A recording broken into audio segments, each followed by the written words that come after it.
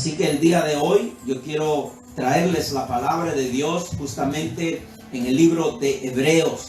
Pero quiero decirles que en los últimos domingos, como todos ustedes saben, y les animo igualmente a ver los mensajes anteriores que ya están también en nuestro canal de YouTube, en la página, en el canal de YouTube que ustedes lo pueden encontrar como Iglesia Reformada Comunidad de Fe. Ustedes pueden encontrar el canal de YouTube y pueden ver todos los mensajes que están siendo grabados y están siendo guardados en ese canal para que ustedes lo puedan ver en cualquier momento nuevamente y puedan compartirlo también, porque esa es la idea de que cuanto más personas puedan oír este mensaje precioso del Evangelio, podamos nosotros seguir adelante, perseverando en fe y en esperanza.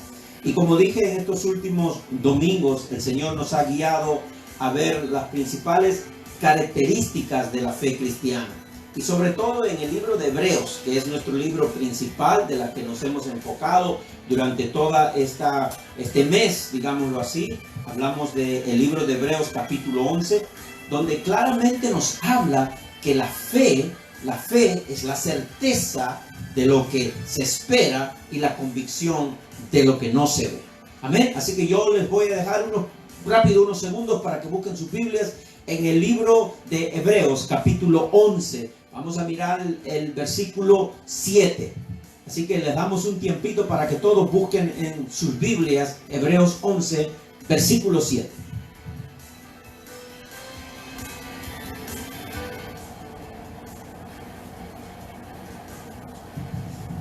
Bien, Hebreos 11, versículo 7, y como dije, esta carta de Hebreos en general desde el capítulo 11 nos habla de que la fe es la certeza de lo que se espera y la convicción de lo que no se ve. Entonces aprendemos directamente de este libro lo que significa la fe, que debe sostenernos, que debe acompañarnos donde quiera que estemos, en cualquier circunstancia que nos encontramos. Así que mis hermanos, también esta palabra en Hebreos nos dice que el justo, o sea, el creyente, cuando hablamos de justo, hablamos de aquel a quien se le ha perdonado, a quien se le ha ya cancelado toda su deuda, y a eso la Biblia le llama justo, a la persona que su deuda de pecado ha sido cancelada por Cristo y que Cristo es su Señor y Él ha pagado por nosotros y ha pagado por nuestros pecados del pasado, del presente y del futuro. Así que para la Biblia dice en Hebreos 11, también en uno de los versículos, que el justo, o sea el creyente,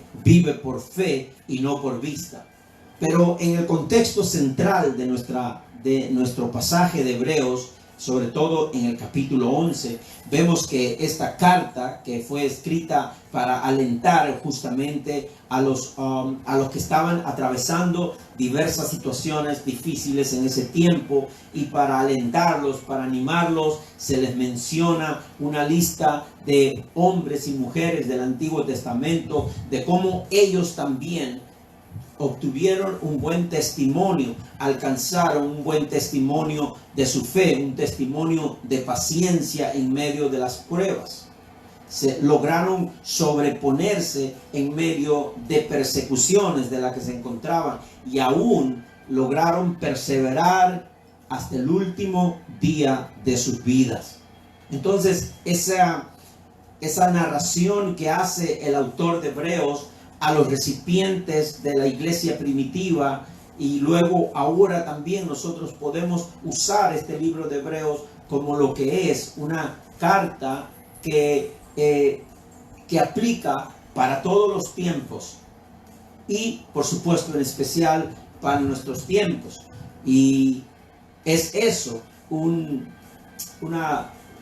pasaje o una carta donde nos anima a continuar, a perseverar en medio de las dificultades, pero justamente con eso que hemos recibido de Dios, con la fe que se nos ha dado. Así que mis hermanos, hoy avanzando en ese orden que el Espíritu Santo dio al inspirar al autor de este pasaje de Hebreos del capítulo 11, vamos a mirar también la vida de Noé, la fe de Noé específicamente hablando. Y al tratar la vida de este hombre llamado Noé, también tenemos que entender que él tuvo una participación en lo que conocemos históricamente hablando sobre el diluvio. Así que es necesario, mis hermanos, aclarar que los cristianos creemos que la Biblia es la verdad inspirada por Dios. Porque muchos piensan que la verdad del diluvio o la historia del diluvio del Antiguo Testamento es un cuento infantil que deja buenas moralejas o simplemente una historia que nunca existió. Pero nosotros los cristianos, mis hermanos, nos acercamos siempre a la palabra de Dios con fe. Siempre nos acercamos a la Biblia con fe y confesamos que todo lo que está aquí expuesto es veraz, es verdadero. Y creemos que el tema central de toda la palabra de Dios, de todos los libros, desde Génesis hasta Apocalipsis, creemos que el tema central es el plan maravilloso de salvación de Dios para la humanidad pecadora, para que pueda encontrar salvación en Cristo Jesús. Ese es el tema central de esta preciosa palabra. Por lo tanto, vamos a empezar meditando en lo que es la fe de Noé. Porque en el versículo 7 del libro de Hebreos capítulo 11, miren lo que dice. Estoy usando dos versiones para que podamos de repente en alguna encontrarle el significado o la definición a las palabras de una manera más precisa, más exacta. Dice el versículo 7, por la fe, Noé, cuando fue advertido por Dios acerca de cosas que aún no se veían, con temor preparó el arca en que su casa se salvase, y por esa fe condenó al mundo y fue hecho heredero de la justicia que viene por la fe. Y mire lo que dice Nueva Versión Internacional. Por la fe, Noé, advertido sobre cosas que aún no se veían, con temor reverente construyó un arca para salvar a su familia. Por esa fe condenó al mundo y llegó a ser heredero de la justicia que viene por la fe. Palabra de Dios. Oremos, mis hermanos. Padre, gracias te doy, Señor, en esta mañana, porque tú nos permites una vez más abrir tu palabra, esa palabra que tú has dejado revelada, que ya tú lo has revelado todo, que ya no hay nada nuevo por revelar, porque todo está aquí escrito de acuerdo a tu propósito, de acuerdo a tu voluntad y de acuerdo a tu soberanía. Padre, creemos en ti, nos rendimos en esta mañana en tu palabra. Permítenos viajar constantemente, tanto desde el Antiguo Testamento como en el Nuevo Testamento, y poder gozarnos y maravillarnos de esa armonía, de esa unidad que tiene tu palabra para con nosotros. Padre, bendícela, Señor. Que tu Espíritu Santo en esta mañana llene cada corazón, cada pensamiento. Toque las vidas en este día. Que toque el pensamiento, que toque el corazón de cada persona que están oyendo, están viendo esta transmisión en este momento. Padre, te lo pedimos. Que tu palabra sea como tú misma lo has dicho, esa espada de doble filo que penetra hasta lo más profundo y que haga fruto en el corazón y en la vida a quien tú has destinado el día de hoy, que así sea. Gracias por dárnosla el día de hoy y queremos verte, queremos, Señor, entenderte y conocerte a través de esta lectura. En el nombre de Cristo Jesús. Amén. Mis hermanos, ya hemos leído Hebreos versículo 7 y nos habla acerca de Noé. Pero para entender con mayor profundidad todo lo que significa la vida de Noé y su participación en el arca que él construyó, vamos a volver a Génesis. En el capítulo 4 de Génesis, queremos ver primeramente este pasaje, este capítulo en el libro de Génesis, capítulo 4, versículo 25. 4:25 está aquí claramente en la palabra, nos dice lo siguiente: y conoció de nuevo Adán a su mujer, la cual dio a luz un hijo y llamó su nombre Set, porque Dios dijo: me ha sustituido otro hijo en lugar de Abel, a quien mató Caín. Y a Set también le nació un hijo y llamó su nombre Enos. Entonces los hombres comenzaron a invocar el nombre de Jehová. Y luego en el capítulo 5 nos habla de una genealogía. ¿Y por qué, mis hermanos, traigo esto? Porque primero, para entender que en esa descendencia de generaciones, después de Set, en el nacimiento de Enoc, al final Enoc, del que hablamos la semana pasada, era el bisabuelo de Noé. Y la palabra es curioso porque en la palabra nos dice que tanto Enoc caminó con Dios, y eso también de alguna manera nos hace ver la forma en que vivían estos hijos de Dios en aquel tiempo. Pero ¿por qué traigo esta genealogía? La traigo para que enfaticemos y notemos en esta mañana la maldad del ser humano y el pecado que iba en aumento de generación tras generación. Desde el primer pecado cometido por Adán, la maldad se esparció, se transmitió y se heredó a toda posteridad, a toda criatura que venía después de Adán.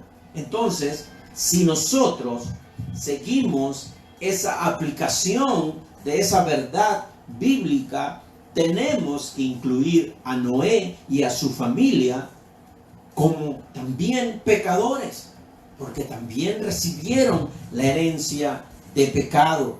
Romanos 5:12, y yo creo que alguien podría decir, ese pasaje el pastor lo menciona constantemente. Sí, hermanos, es necesario mencionarlo constantemente para saber realmente cuál es nuestra realidad y cuál es la realidad de esta humanidad.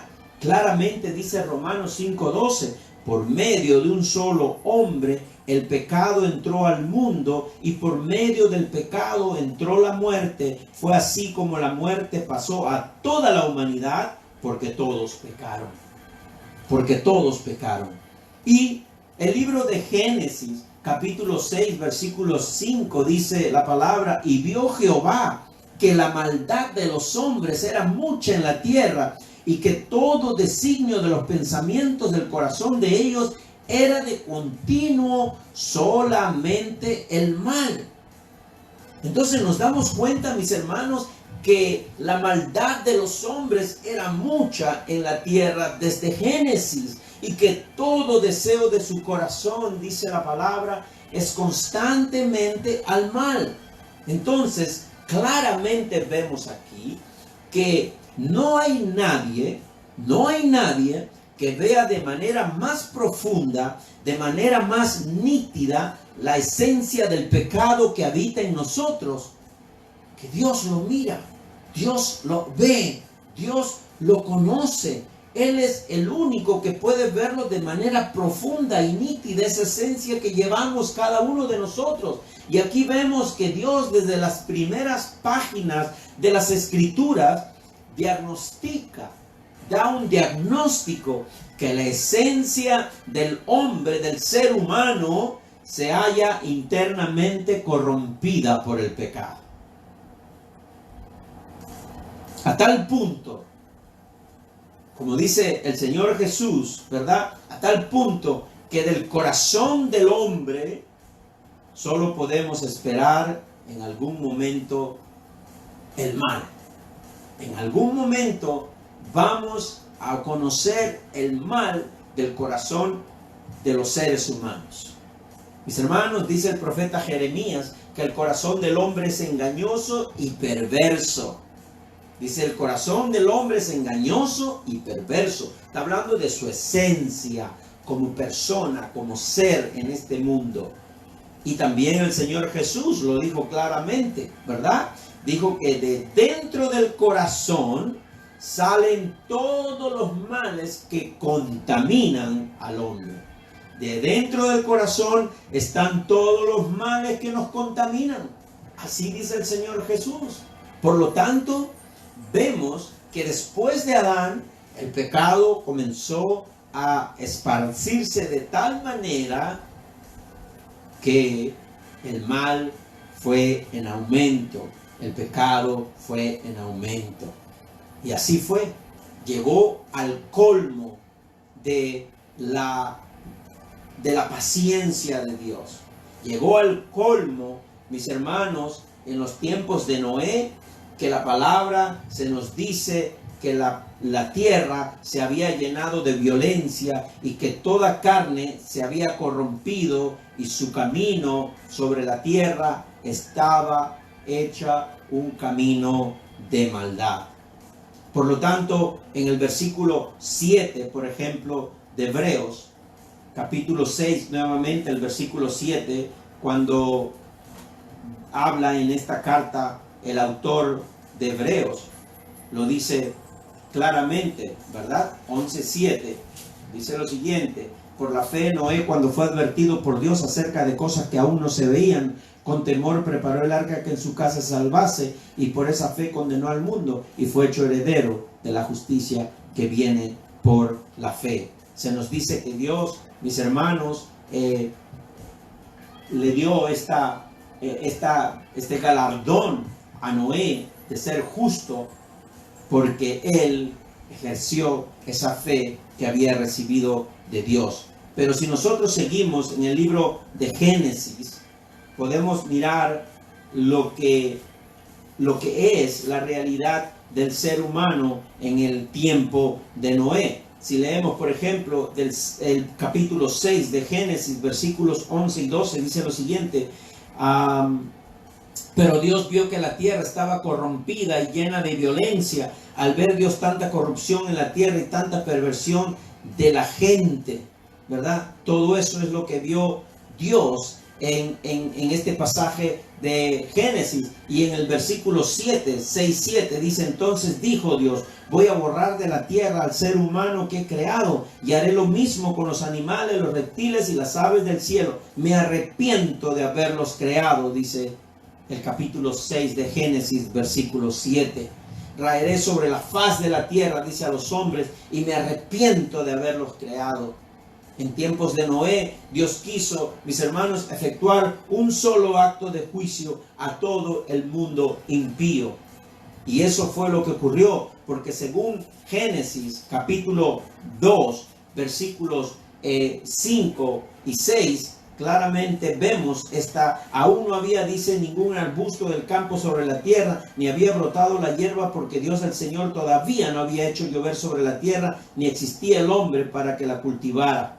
Parece ser que todavía en el tiempo de Noé, la humanidad no conocía lo que era esa lluvia torrencial, esos diluvios, esas inundaciones. Entonces vemos allí que también eso tiene una importancia que lo vamos a mirar más adelante.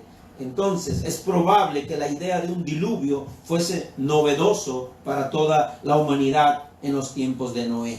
Y quiero dar todos estos detalles porque más adelante vamos a ir directamente en la vida de Noé. Entonces podemos decir que el diluvio fue universal, es decir, ocurrió en todo el mundo. Tal como leemos en Génesis capítulo 7, versículos 19 al 22, dice: por tanto crecieron las aguas que cubrieron las montañas más altas que hay debajo de los cielos. El nivel del agua subió más de 7 metros por encima de las montañas. Así murió todo ser viviente que se movía sobre la tierra, las aves, los animales salvajes y domésticos, todo tipo de animal que se arrastraba por el suelo y todo ser humano. Pereció todo ser que habitaba en la tierra firme y tenía aliento de vida. Perecieron todos. Los únicos que quedaron fueron los que estuvieron dentro del arca. pero perecieron todos en aquel momento.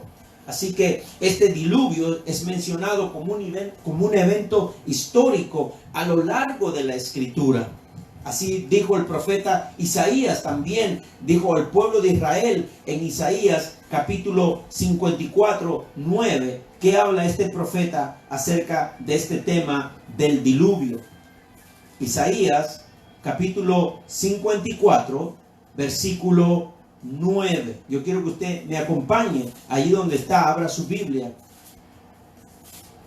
Capítulo 54, versículo 9. Dice lo siguiente: para mí es como en los días de Noé, cuando juré que las aguas del diluvio no volverían a cubrir la tierra. Aquí Isaías también está hablando de la promesa de Dios después del diluvio, que Él prometió que nunca más destruiría la tierra con agua, con abundancia de agua, con diluvio, con inundación. Entonces, nuestro Señor Jesús, al referirse de su segunda venida, por ejemplo, también que dijo algo que iba a ser sorpresivo y que inclusive daba algunos detalles que ocurrieron en los tiempos de Noé. Eso está en el libro de Mateo, capítulo 24, versículos del 36 al 39. Dice la palabra del 36 al 39, pero en cuanto al día y la hora, nadie lo sabe, ni siquiera los ángeles en el cielo, ni el Hijo, sino solo el Padre.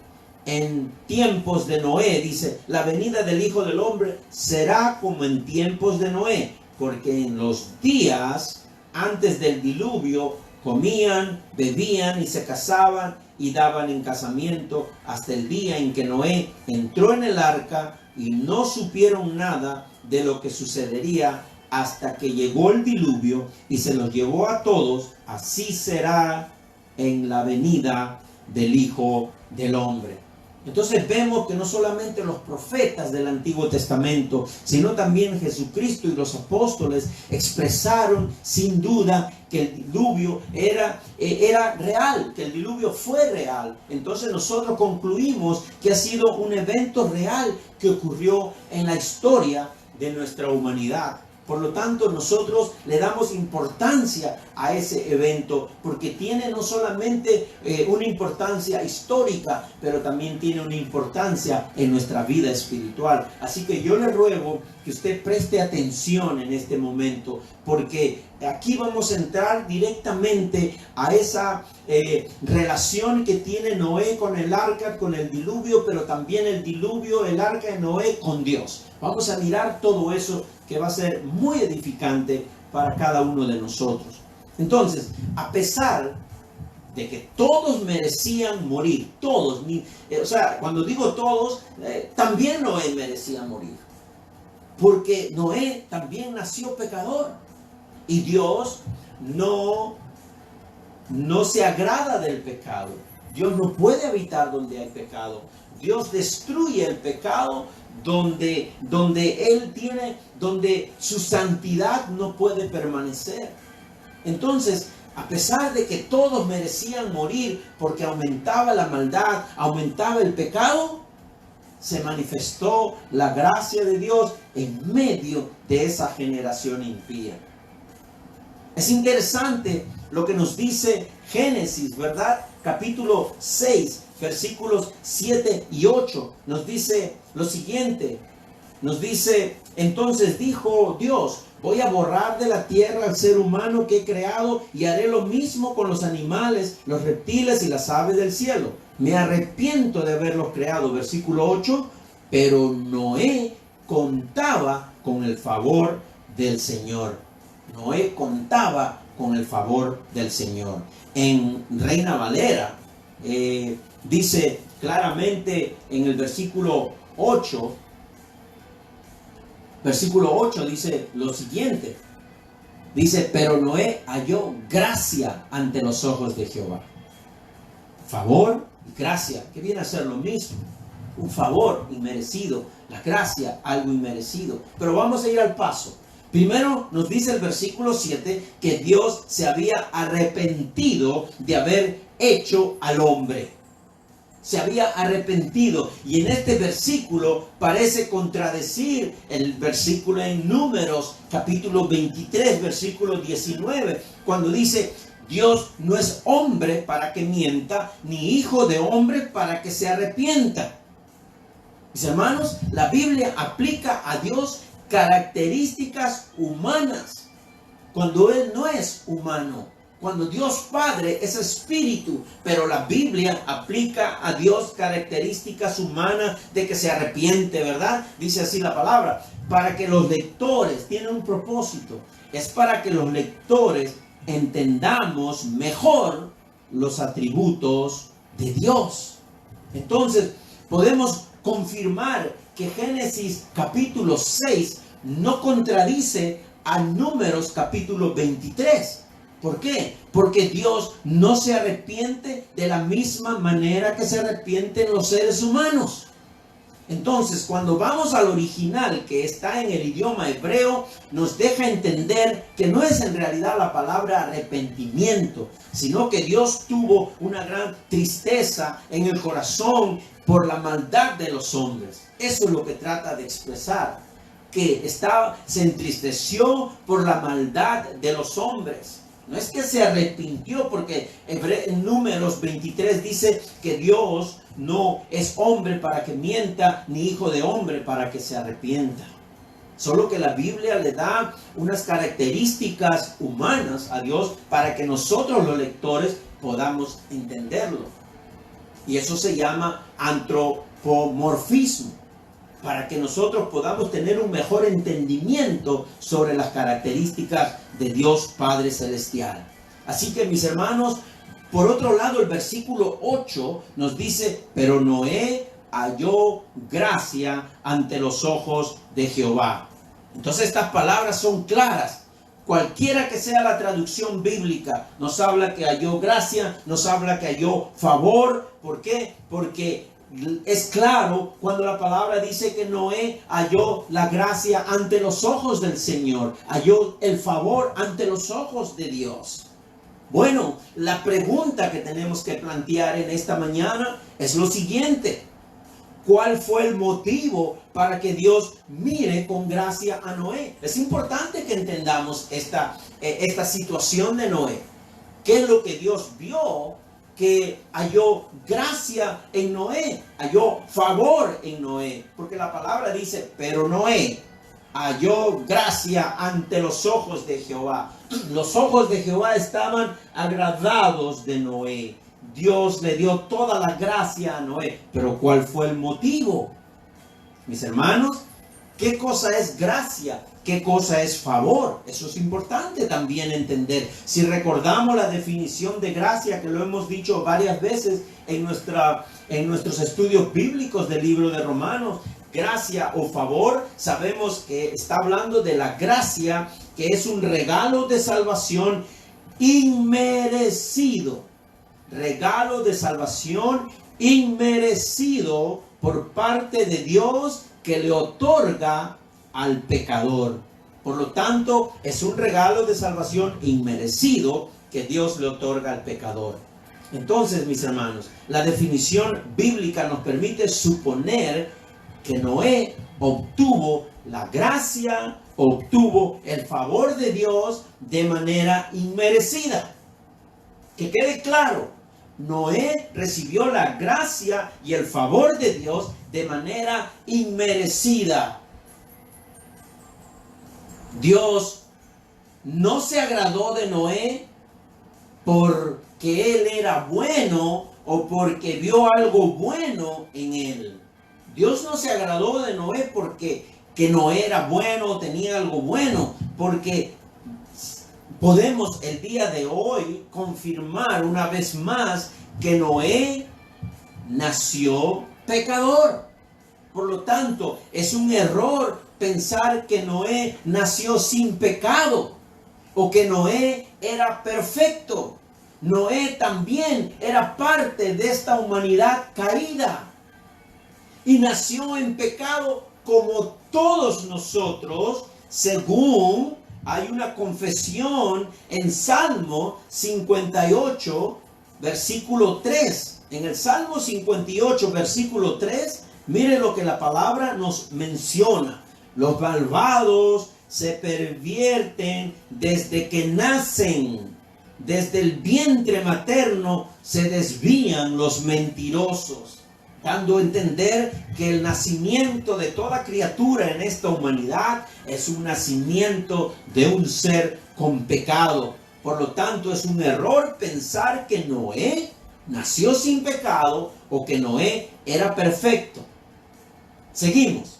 Tampoco debemos pensar que Noé se ganó la gracia de Dios o el favor de Dios como premio por construir el arca.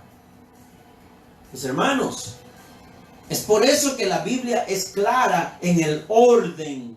Qué bueno que tenemos capítulos y versículos.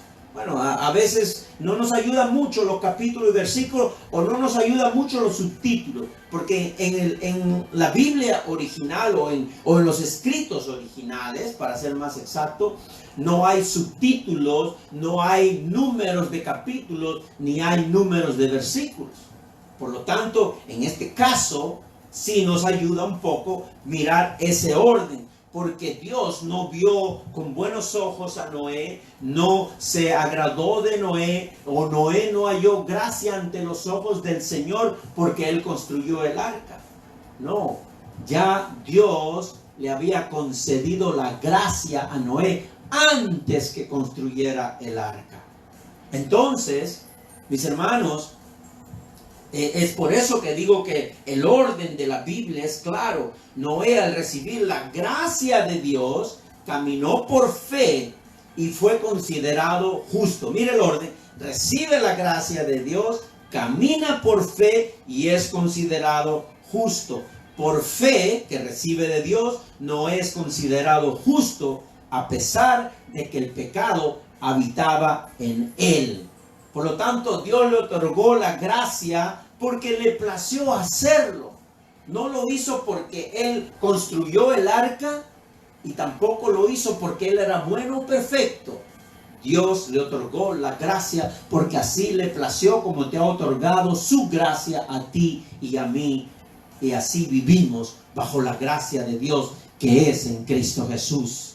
Todos nos debemos gozar de esa verdad bíblica.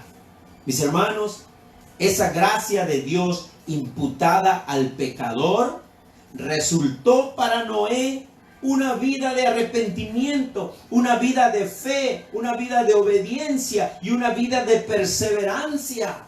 Noé recibe la fe de Dios, recibe la gracia de Dios y eso le permite vivir una vida de arrepentimiento, vivir una vida de fe, una vida de obediencia y una vida de perseverancia.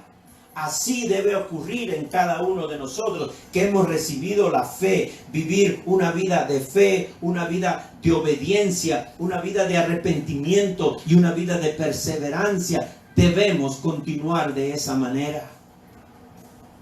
Por eso que Hebreos 11 nos dice que Noé heredó la justicia que viene por la fe.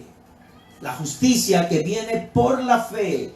Él se convirtió en justo, sus deudas fueron pagadas, ya Dios no lo miraba como un pecador porque fue la gracia de Dios derramada en él y la fe que Dios puso en él y esa fe le permitió ser llamado justo delante de Dios. Mis hermanos, mis hermanas, en esta mañana,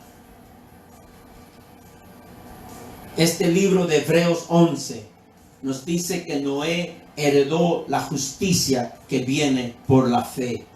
Una herencia. ¿Qué es una herencia? Yo sé que muchos de ustedes están envueltos en herencias, ya sea que han recibido o ya sea que en algún momento han heredado algo de lo que le pertenece a ustedes a otra persona. Bueno, una herencia es un acto en el que una persona transmite sus bienes, sus derechos a otra persona. Usualmente es a sus hijos, ¿verdad? Usualmente se hace eso para los hijos. Entonces, si Noé recibió la justicia de Dios como herencia, esto implica que antes de que la gracia de Dios esté en él, Noé no era justo.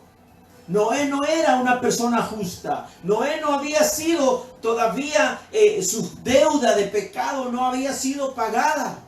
Por lo tanto, si recibe como herencia, eso implica que él antes no era justo, ni la justicia de Dios estaba sobre él.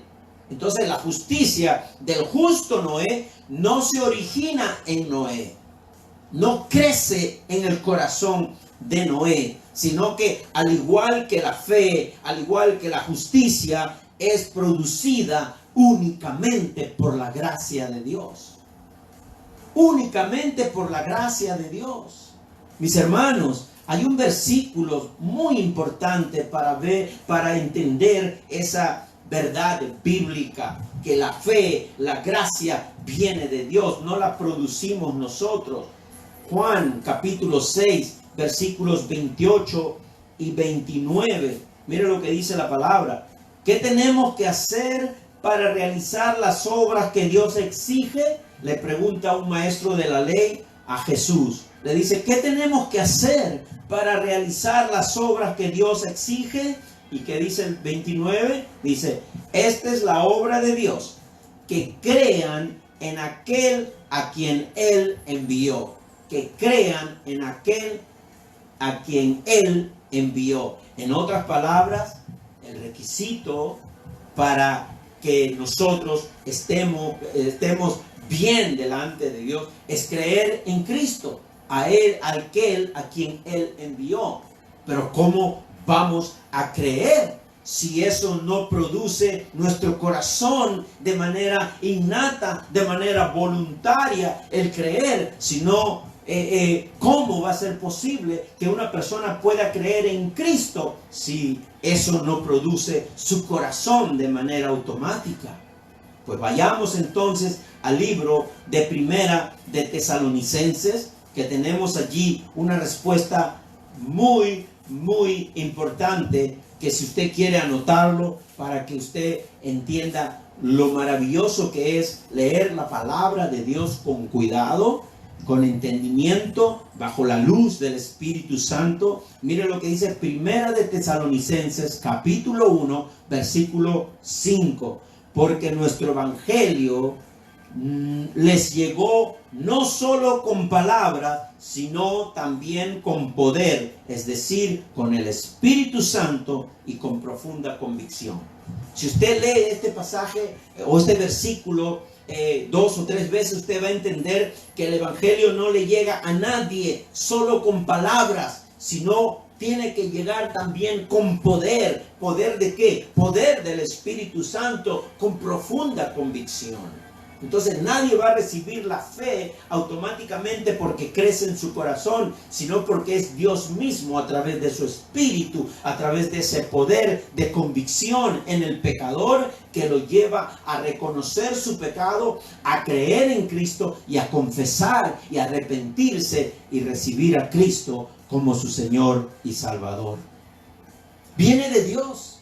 La fe, la gracia que recibió Noé, vino de Dios, no de él. ¿Qué dice el libro de Gálatas? También con respecto a los frutos que puede transformar, cambiar la vida de las personas creyentes, sobre todo, porque estamos hablando ya que aquel que tiene el Espíritu Santo es porque ya es un creyente, un discípulo de Cristo, ¿verdad? Gálatas capítulo 5, versículos 22 y 23. Miren, mis hermanos, lo que dice la palabra de Dios.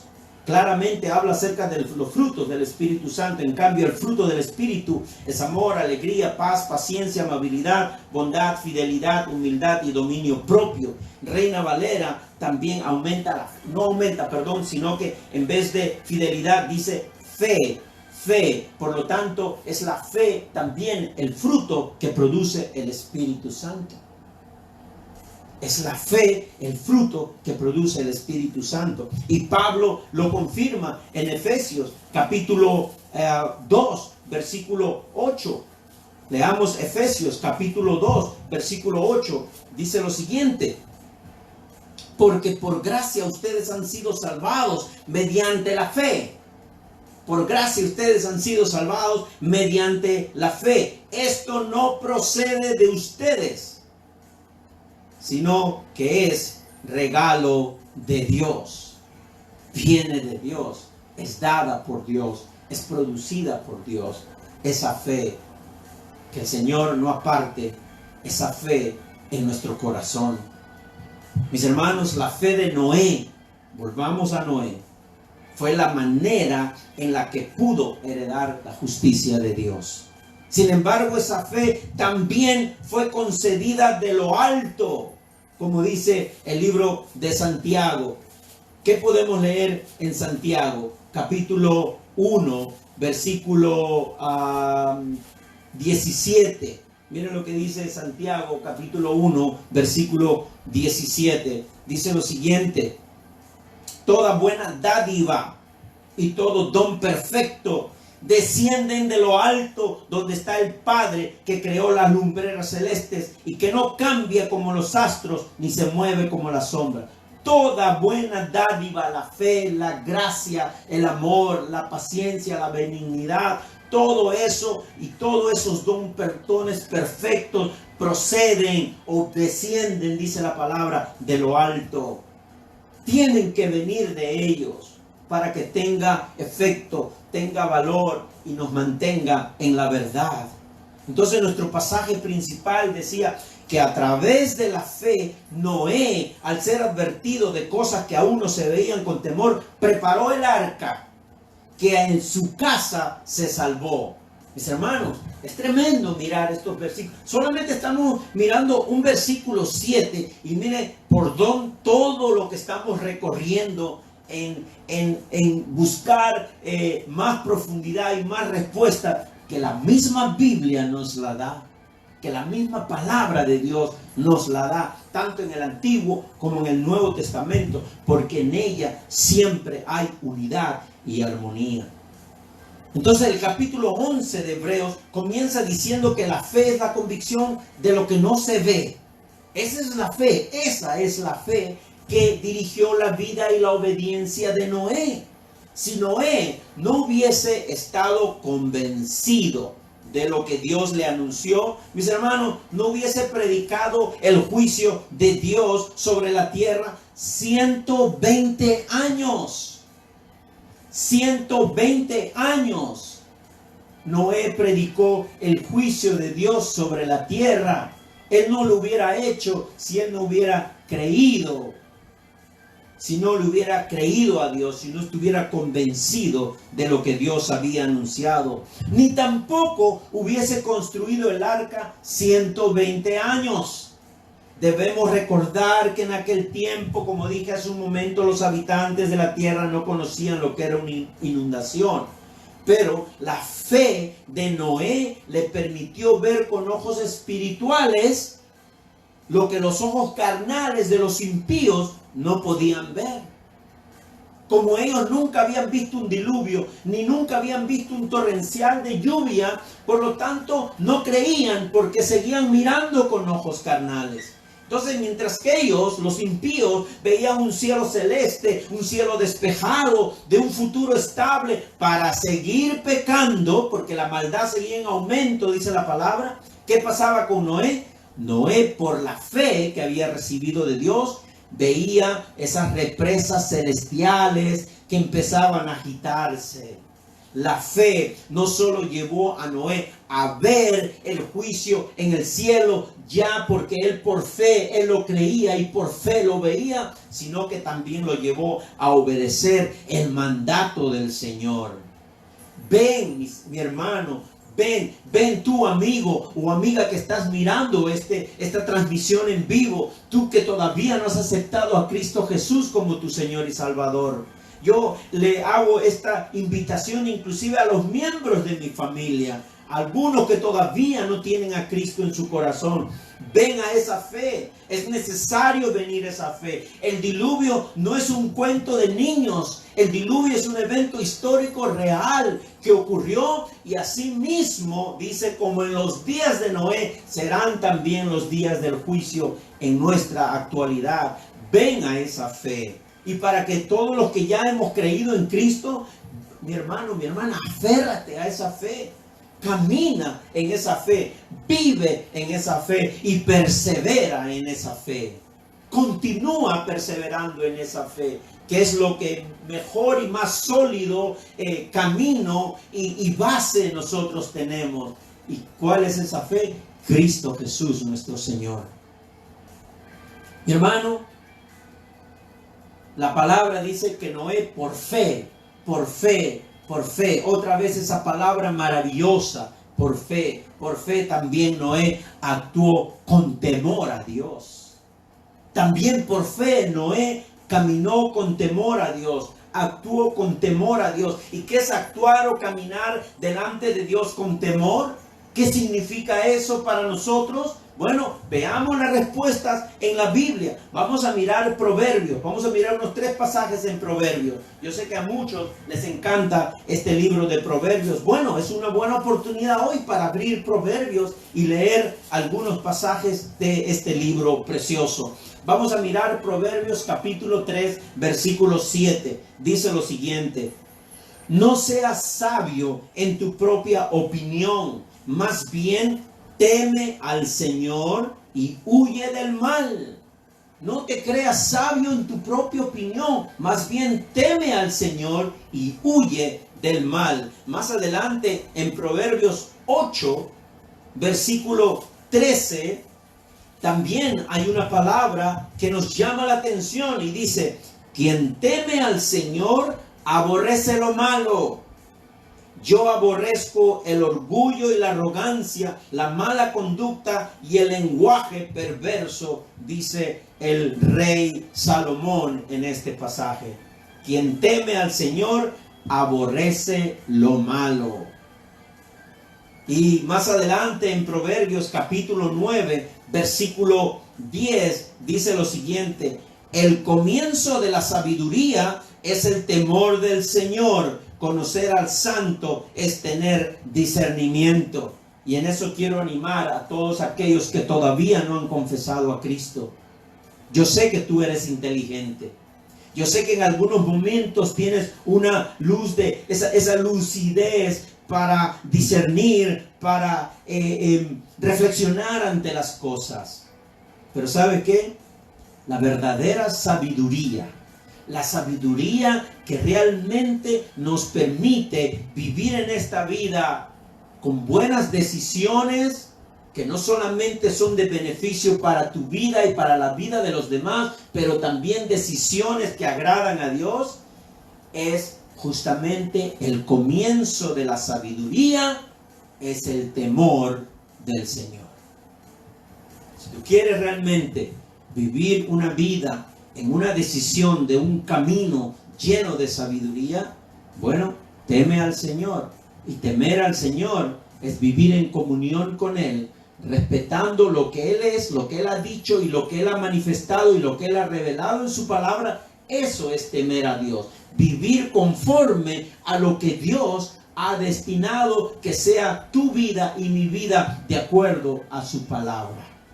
Eso es vivir con temor de Dios.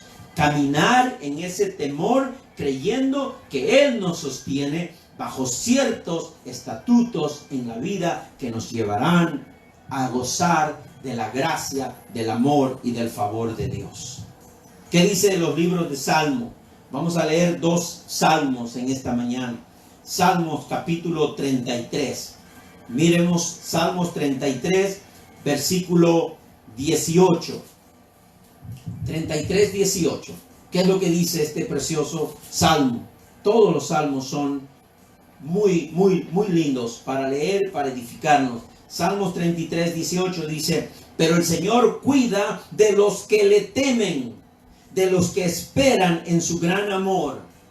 No es un temor de miedo. Dios no quiere que tengamos comunión con Él con miedo de que algo malo va a caer sobre nosotros. Él no quiere que tengamos una relación así.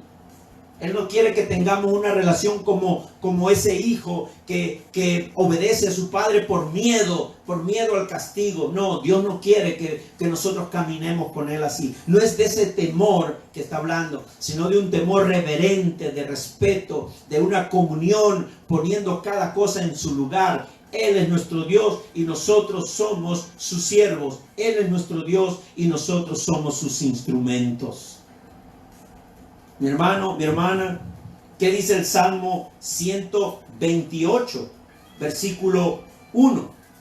El 128, versículo 1, también tiene una palabra dirigida a este tema del temor al Señor. 128, versículo 1, dice lo siguiente: dichosos los que le temen, dichosos los que temen al Señor, los que van por sus caminos. Dichosos los que temen al Señor. Dichosos los que viven en comunión con Dios. Dichosos los que le creen. Dichosos los que hacen su palabra. Dichosos los que caminan en fe por Él. Dichosos los que siguen en esa comunión constante con el Señor. Dichosos, dice la palabra. Y el temor acompañó a Noé en todo el proceso de la construcción del arca. Y eso es importante, mis hermanos, porque por la fe siempre Noé caminó. Porque la fe que siempre va acompañada del temor de Dios es que nos lleva a la obediencia. Y lo vemos en la vida de Noé. Es esa fe que la llevó a la obediencia, esa fe verdadera que llevó a Noé a la obediencia. Así como dice el teólogo Juan Calvino, dice: la fe es la maestra de la obediencia. Óigalo bien. La fe es la maestra de la obediencia. Donde está presente la fe, está presente la obediencia. Pero donde no se obedece a la palabra, solo hay una fe falsa. La fe es la maestra de la obediencia. Donde está presente la fe, está presente la obediencia. Pero donde no se obedece la palabra, solo hay una fe falsa. Entonces recordemos, mis hermanos, que en los tiempos de Noé no existían maquinarias o grúas que levantaran toneladas de madera, por lo que la construcción tardó 120 años. Hay que tener fe para construir algo por 120 años. Y todavía sin tener conocimiento ni experiencia de que nunca habían visto ni un diluvio, ni una lluvia torrencial, ni una inundación. Pero ¿qué significan esos 120 años? Tanto en la vida de Noé como en los propósitos de Dios. Bueno, esos 120 años no solo representan la paciencia de Noé, sino también la paciencia de Dios. Dios pudo haber entregado, ya construido el arca, le pudo haber entregado un arca construida a Noé. Pero esperó el trabajo de su justo Noé. 120 años. Tiempo en el que Dios también postergó su ira contra la maldad de los hombres como oportunidad de salvación para todos los impíos de esa época. Nos imaginamos cómo habrán sido las burlas, los insultos de los vecinos. Quizás pensaban que Noé estaba loco, era fanático, o era un hombre que perdía su tiempo viviendo por fe o creyendo a un Dios que no existe. ¿Acaso no es esa realidad el día de hoy para nosotros los creyentes? Que los que no están en Cristo creen lo mismo, que nosotros somos fanáticos, que somos gente anticuada, que somos gente que estamos esperando algo que no existe. Bueno, así serán en los días de Noé, dice la palabra. Pero nosotros los que creemos, gracias a Dios, porque nos dio la fe para creer, continuamos y perseveramos en esa verdad. No sé si serán 120 años lo que nosotros viviremos, pero por lo menos hasta el último día que el Señor nos dé vida, seguiremos perseverando y creyéndole a Dios. Amén. Mis hermanos, ¿cuánta burla podría haber recibido Noé? ¿Cuánto insulto? Más aún cuando ellos no conocían lo que era una inundación. Pero Noé creyó en el Señor, dice la palabra. Y la fe es la certeza de lo que se espera. Él estaba seguro de lo que vendría porque Dios lo había dicho, lo había anunciado. Aunque él nunca había visto un diluvio, una inundación, una lluvia torrencial, pero él creía en lo que Dios había anunciado. Mis hermanos, quisiera que tomemos un tiempo para meditar qué significa el arca. ¿Qué significa el arca para esa generación? ¿Qué significaba el arca para Noé, para su familia, para esos animales? ¿Qué significaba el arca en general? El verso 7 del capítulo 11 de nuestro libro, de nuestro pasaje central, dice de esta manera. Dice lo siguiente: por la fe, Noé, cuando fue advertido por Dios acerca de las cosas que aún no se veían, con temor preparó el arca en que su casa se salvase, y por esa fe condenó al mundo y fue hecho heredero de la justicia que viene por la fe.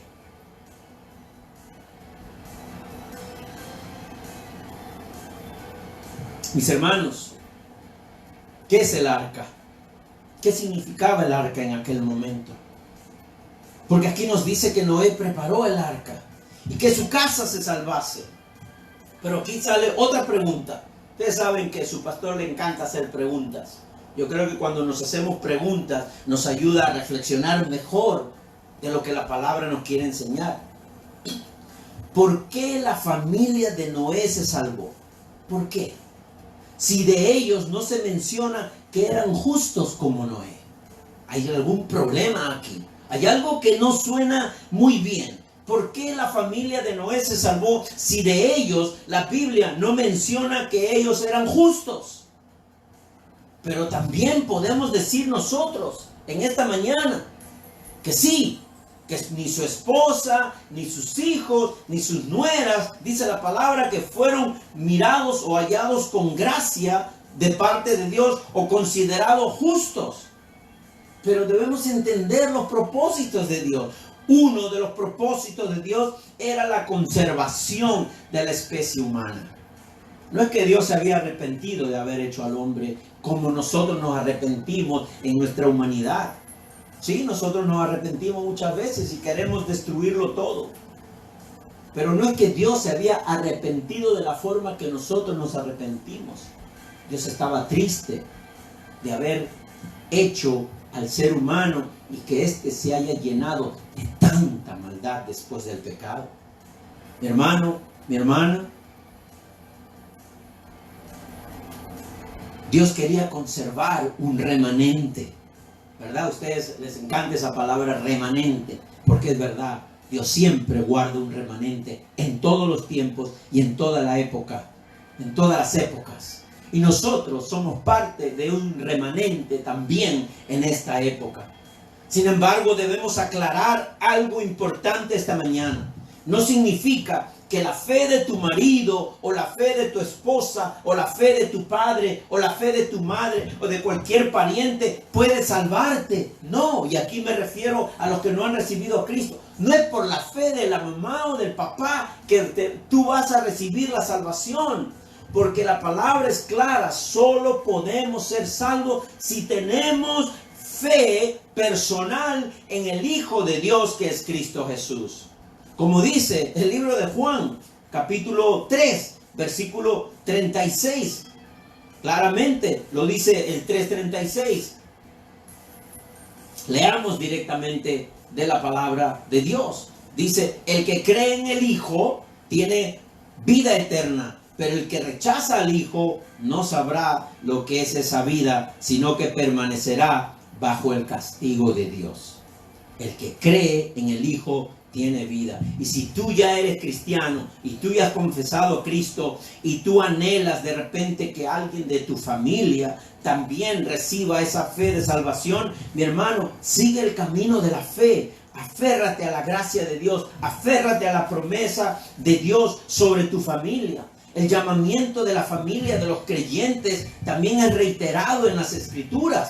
Por ejemplo, el libro de Josué, capítulo 24:15. ¿Qué nos dice Josué 24:15? Leamos. Josué, capítulo 24, versículo 15. Nos dice lo siguiente.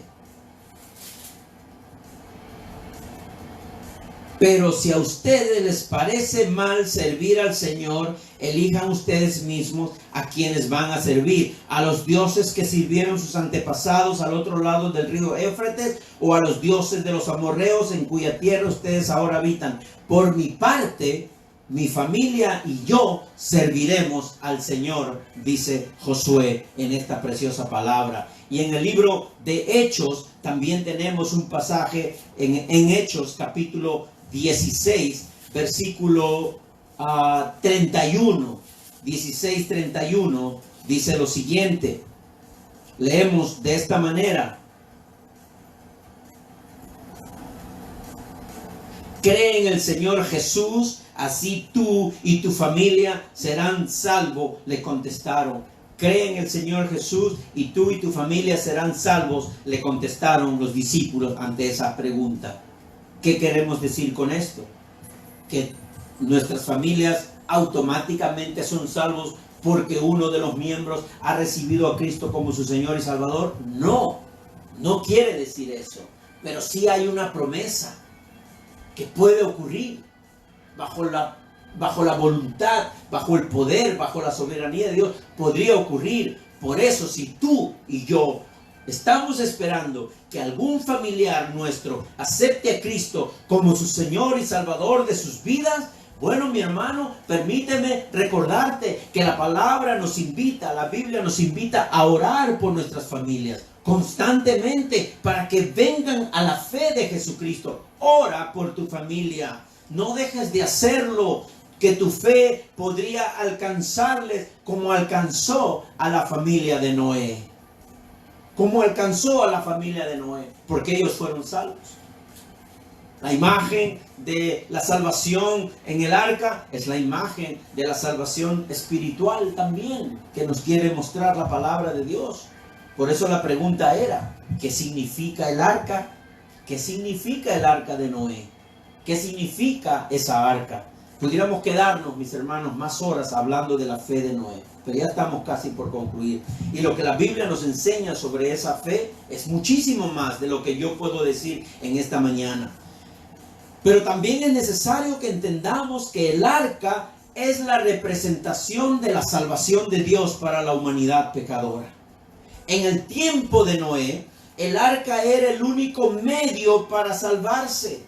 El arca representaba el refugio para los justos. El arca era como el tabernáculo que nos dice el Salmo 27, versículo 5. Era como ese tabernáculo del Salmo 27, 5. ¿Qué nos dice ese Salmo en este capítulo 27? Dice lo siguiente: porque en el día de la aflicción Él me guardará en su morada. El amparo de su tabernáculo me protegerá y me pondrá en alto sobre una roca. El día de la aflicción, Él me guardará en ese tabernáculo, en ese templo, en lo que llamamos, lo que vemos en el Antiguo Testamento, el arca que está siendo construido por Noé. Dios esconde a sus hijos de su propia ira contra el pecado.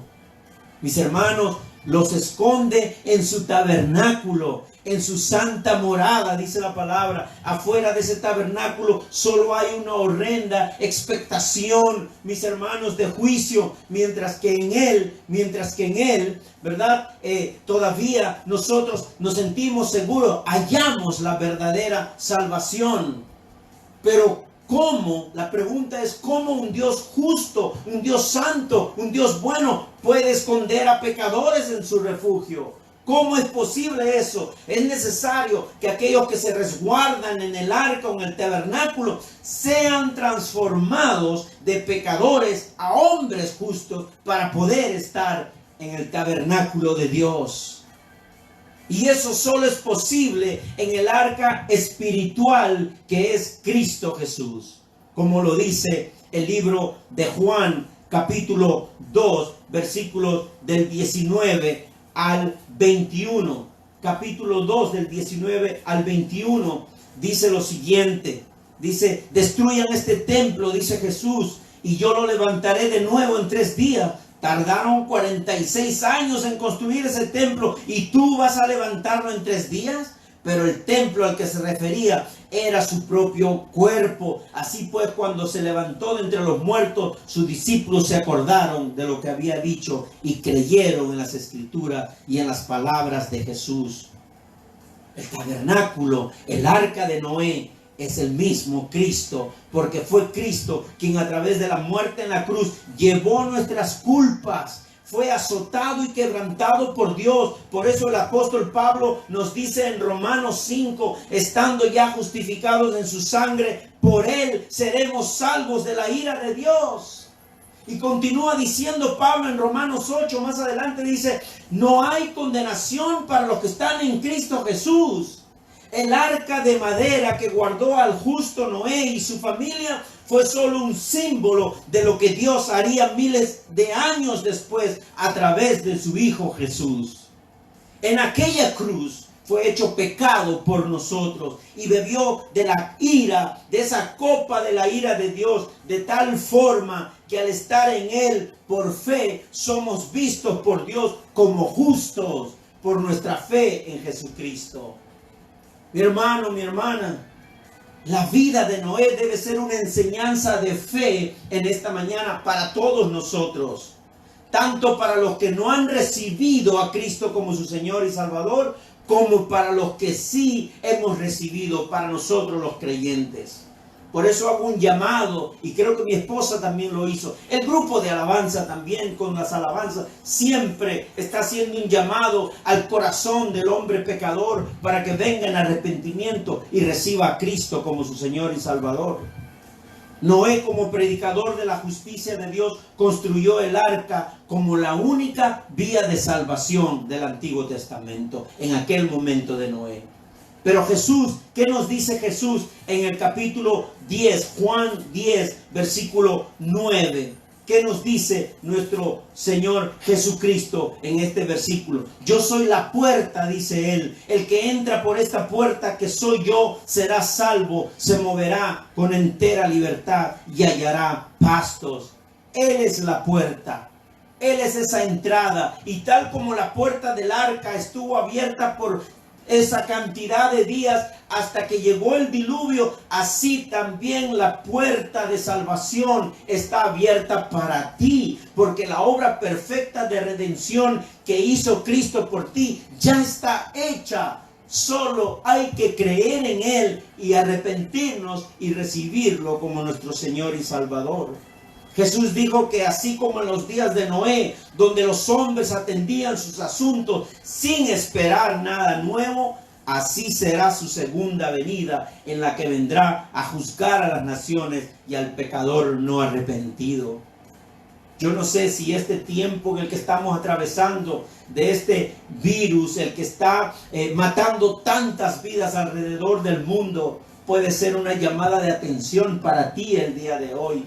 No sé si todavía esperas algo peor para que llegue el arrepentimiento en tu vida. Quizás no llegue eso peor y el día de mañana Cristo vuelva y será muy tarde en tu arrepentimiento. Yo quiero decirte en esta mañana que la puerta de Cristo está abierta para que vengas a Él. Porque la palabra nos dice que así como en los días de Noé, así serán también en nuestros días. Queremos que todo vuelva a la normalidad. Pero la normalidad para muchos, ¿qué significa? La normalidad del pecado, de seguir aumentando en maldad y en malicia y de seguir caminando en rebeldía contra Dios, dándole la espalda a Dios, siguiendo tu propio camino, ignorando su palabra, despreciando su palabra, despreciando al Creador, adorando la creación y despreciando al que lo ha creado. Yo no sé si el día de hoy esto es una llamada de atención para tu vida, que es para tu bien, para tu favor, la gracia de Dios. Pero yo sí te animo a que hoy sea ese día en que debes procurar que Él sea hallado en tu corazón. Así que por lo tanto, ese es el día en que debes entrar por la puerta que se llama Cristo Jesús. Y asegurarte desde hoy que estés escondido en Cristo de ahora y para siempre.